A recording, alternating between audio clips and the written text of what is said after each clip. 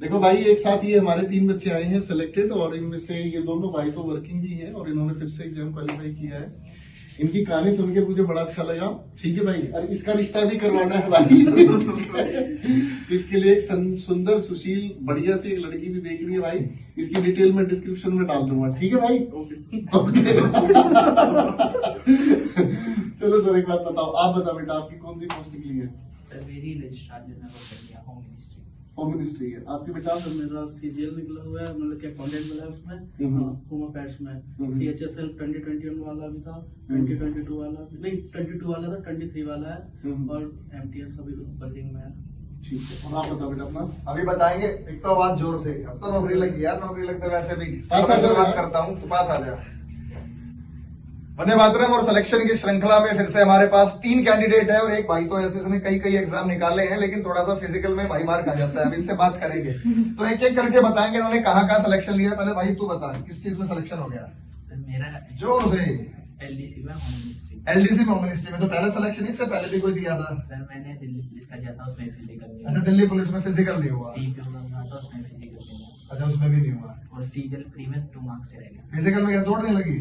वो बच्ची को नहीं लगा। अच्छा, ऊंचे वाले को तो मतलब तैयारी ठीक है। जहाँ फिजिकल वगैरह नहीं उसमें क्या, तो सीजीएल में क्या स्थिति है? सर अभी मॉक्स में आ रहे हैं 150+। अच्छा, मॉक्स में आ रहा है, तो सीजीएल दिया अभी? इस बार प्री नहीं निकला था। अच्छा, इस बार का प्री नहीं हुआ, चलो हो जाएगा इस बार। ये भाई ऑलरेडी वर्किंग है। कहाँ वर्किंग है भाई? Sir home ministry, sir health ministry. Health ministry में है, निर्माण भवन में। सर तो कब की ज्वाइनिंग है? सभी 2020 में मतलब एमटीएस है ना, हाँ। सिलेक्टेड दिसंबर में ज्वाइनिंग हुई थी। अच्छा, एमटीएस के थ्रू वहाँ ज्वाइनिंग हुई। अब सीएचएसएल का निकल गया। सीएचएसएल 2022 निकला है, 23 निकला है, और सीजीएल सीएचएसएल 2022, सीएचएसएल 2023 और सीजीएल 2023। सीजीएल 2023। दूसरे के लिए भी छोड़ेगा कुछ? तो अभी मेन लक्ष्य किस चीज पे है? सर सीजीएल पे ये मतलब कि अभी जीएसटी इंस्पेक्टर की लेनी है। अच्छा, हाँ। तो इस बार मिली थी, लेकिन साउथ में थी, तो मैंने अच्छा, जीएसटी इंस्पेक्टर मिली थी? मतलब ली नहीं सर, वो क्यों नहीं ली? साउथ में थी सर। मच्छी खानी थी वहां, नहीं पता है। मतलब दिल्ली में ही चाहिए। नहीं, दिल्ली, हाँ, यहाँ नॉर्थ। देखो, असली कंपटीशन तो उनके बीच में भी है जो बच्चे ऑलरेडी सिलेक्टेड हैं और वो ज्वाइन नहीं कर रहे, दोबारा से अपनी तैयारी कर रहे हैं। सर ज्यादा कंपटीशन उन्हीं बच्चों ने दे रखा है जो सिलेक्टेड है। ठीक है ना? वैसे तो ये करना चाहिए था आपको कि ज्वाइन कर लेना चाहिए था, क्योंकि इसकी वजह से दूसरे बच्चों को चांस नहीं मिल पाता है।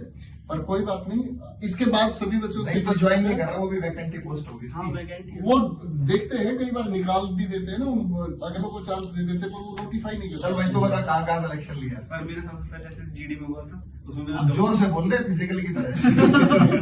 तो सबसे पहले एसएसजीडी निकला था, उसमें दौड़ नहीं लगी थी, तो मुझे गाड़ी वाले फिर मुझे बिठा के लाए थे जब दौड़ नहीं लगी थी। फिर सर सीपीयू निकला था, सीपीयू में दौड़ नहीं लगी थी। फिर एमटीएस निकला, सीएचएल 22 वाला भी निकला, उसकी ज्वाइनिंग नहीं है अभी तक। 23 वाला भी निकला, सीजीएल वाला निकला, उसमें मुझे सीजे अकाउंटेंट मिला होम मिनिस्ट्री में। तो अभी बैठ टारगेट के नौकरी कर लिया। किस चीज का है? सर टारगेट एएस होगा। एएस होगा। बैठने वाला देखो बच्चों, इस बात को ध्यान से समझना, सीपीओ की वैकेंसीज आई हुई है, 4000 से ज्यादा वैकेंसीज है। और इस वैकेंसी में जो पीईटी है ना, फिजिकल एलिजिबिलिटी टेस्ट, ये बहुत इंपॉर्टेंट होता है। ये दोनों बच्चे आपके सामने, तीनों बच्चे ही आपके सामने हैं जिनमें मतलब फिजिकल एलिजिबिलिटी टेस्ट को क्वालिफाई नहीं किया। ठीक है ना भाई? तो भाई इस चीज के लिए तगड़े हो गए, रोज सुबह कम से कम 1 घंटे की रनिंग किया करो। 1600 मीटर है। एक फोन को यूं कर ले यार। ठीक है ना? 1600 मीटर की ये जो दौड़ है ना बच्चों, 1600 मीटर की इस दौड़ को सीरियस लेना। सीपीओ के पेपर आ रहे हैं, आपने फॉर्म भरने भी शुरू कर दिए होंगे।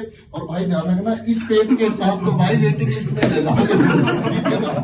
इस लड़के का कॉन्सेप्ट बिल्कुल सीधा है कि गुरुजी फालतू टेंशन नहीं लेनी, पेपर सारे भरूंगा, सारे पेपर पास करूंगा, लेकिन जाके बैठी हुई पोस्ट पे ही मेरे को कहीं। अच्छा, दौड़ लगाई थी उसमें? हाँ सर, दौड़ लगाई थी सर।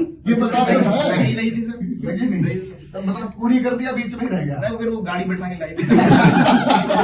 मतलब दौड़ की शुरुआत है, खत्म गाड़ी नहीं की। तुम्हारी भाई दौड़ लगी थी, यस सर। लॉन्ग जंप में रह गए। और कौन सा फिजिकल दिया?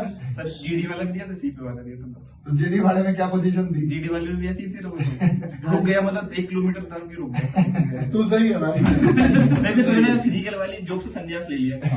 मैं अपनी बताऊं सर, मैंने भी एक बार फिजिकल दिया था, कांस्टेबल का था, पता नहीं किसका था, भगवान ही जाने। मैं दौड़ा मुश्किल से 800-900 मीटर दौड़ने के बाद मेरे दोनों नाक छिल गए, सांस ले गए तेज तेज। मैं वहीं बैठ गया और जो इस भाई के साथ हुआ ना, इसको तो फिर भी गाड़ी में उठा के ले मार लो तो भाई कौन से भला डंडा मार के चल भागे। और भाई साहब यहाँ स्टैंप मारते हो डिस्क्वालीफाई की, मैं ठीक है ना, मैं यहाँ स्टैंप मारे डिस्क्वालीफाइड, उसके बाद हमने फिर फिजिकल से संन्यास ले लिया, टेंशन खत्म। देखो हुआ क्या था फिजिकल, कौन से ग्राउंड में था? सर मैं जो जीडी वाला गया था वो गया था हरियाणा में, बीएसएफ वाला जो था। दिल्ली पुलिस वाला? नहीं सर, वो सीपीओ वाला अजमेर में था। अच्छा, अजमेर में था। देखो मैं दिल्ली पुलिस में इस बार मैं फिजिकल में खुद गया था, वहां हमारे दोस्त भी पोस्टेड थे, तो वहां पे मैं आपको रिजल्ट बताता हूँ। सर्दियों का थोड़ा टाइम था और पोल्यूशन था ज्यादा, और उस ट्रैक पे उड़ती है धूल। वजीराबाद गया था और झाड़ोदार। अब उसमें एवरेज क्या आ रही थी, अगर 100 लड़के दौड़ रहे थे तो 100 लड़कों में से 10 से 12 लड़के पास आउट कर रहे थे। उस फिजिकल की दौड़ की बात कर रहा हूँ। लड़कियों के ग्रुप में 18 से 20, यानी ऑलमोस्ट डबल लड़कियों की एवरेज थी। तो आप लोगों को लगता है कि तुम फिजिकली फिट होके कर लोगे, लेकिन जब एग्जैक्टली ट्रैक पे दौड़ते हो ना, तो घर पे आप रोड पे दौड़ना वो एक अलग चीज है, और ट्रैक में ग्रुप में दौड़ना, वैसे भी धूल उड़ती है जब ग्रुप में दौड़ते हैं, तो वहां एक अलग चीज थी, वहां दम उखड़ जाता है। तो अपनी तैयारी फिजिकल की अच्छे से करो, किसी भी चीज को हल्के में नहीं लेना चाहिए। यार भाई का तो कॉन्सेप्ट क्लियर है, फिजिकल वाले में जाना ही नहीं, क्योंकि उसके अपने मेहनत पे, अब उसको अपनी रिटर्न एग्जाम पे है तो वो कर लेगा, उसको एसएससी में कोई दिक्कत ही नहीं है। लेकिन जो बच्चे फिजिकल की तैयारी कर रहे हैं, सीपीओ का नोटिफिकेशन आउट हो चुका, तो उनको मैं यही कहूंगा कि रोज मैं कह रहा हूं आधा एक घंटा अपनी बॉडी को, शरीर को जरूर देना चाहिए, चाहे आप रिटर्न एग्जाम की ही तैयारी क्यों ना कर रहे हो। चलो भाई, बहुत बहुत शुभकामनाएं। चलो जी, बहुत बहुत तुम्हारी शुभकामनाएं। भगवान जो है तुम्हारी जो मनोकामना वो पूर्ण करे, हमारा आशीर्वाद साथ है। भाई को बैठी हुई नौकरी के लिए और भाई इसके लिए एक सुंदर सा रिश्ता देख, तो भाई ठीक है, कोई जिंदा लड़की पकड़ते कहाँ का रहने वाला है? तो यूपी बुलंदशहर। बुलंदशहर से। बुलंदशहर, चलो ठीक है भाई, ये तो बढ़िया हो गया। यूपी में तो मिल जाएगी बैठी बिठाई से। चलो ठीक है। एज और बता दो कितनी? मेरी 23 years है। 24 हुई है फैब में। और तुम्हारी हुई? से 22। तो अभी तो चांस भी इनके पास काफी है, तो कर लेंगे, अच्छे रहेंगे। आप इस बात को ध्यान से देखो बच्चों, ये 22, 23 और 24 तीनों बच्चों की उम्र है 22, 23 और 24। तो इन्होंने तैयारी करनी कब शुरू की होगी? डेफिनेटली 19 या 20 साल की उम्र में इन्होंने तैयारी करनी शुरू कर दी।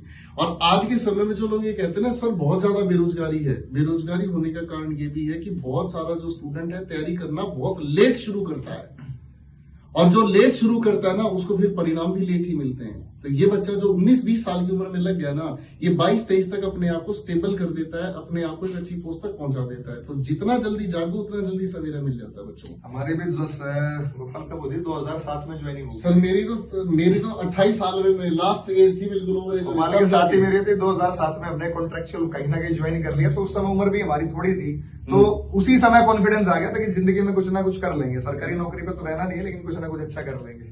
मतलब ये होता है कि जिसको गाइडेंस नहीं मिलती ना बेटा, वो भटकता रहता है, और जिसको एक बार सही गाइडेंस मिल जाए, उसने एक बार अपना सच्चा गुरु पकड़ लिया कि मुझे इस टीचर की बात माननी है, इसी के अकॉर्डिंग चलना है, 1-2 साल में वो अपना बेड़ा पार कर जाता है।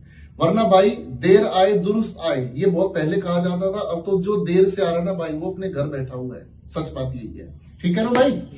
तो चलिए ठीक है, आप सभी को बहुत सारी बधाइयां, खुश रहिएगा, मस्त रहिएगा, और बाकी सारे बच्चे मोटिवेटेड रहना भाई, ठीक है ना? अच्छा करता है वो, ऐसे ही हाल से चाय तो निकाल लेगा वो। नहीं मैंने जिम स्टार्ट कर दी सर। मेरे को ऐसे बंदे सही लगते हैं जो फालतू टेंशन नहीं लेते। पढ़ना तो पढ़ना ही है यार, उसमें क्या सब्स्टिट्यूशन ढूंढना है, ठीक है ना जी? लाइफ में कम से कम मुस्कुराकर चैलेंजेस को एक्सेप्ट करो, फिर चैलेंजेस छोटे पड़ जाते हैं, ठीक है बच्चों? तो चलिए बहुत सारी बधाई आप सभी को, Thank you, sir. कांग्रेचुलेशंस।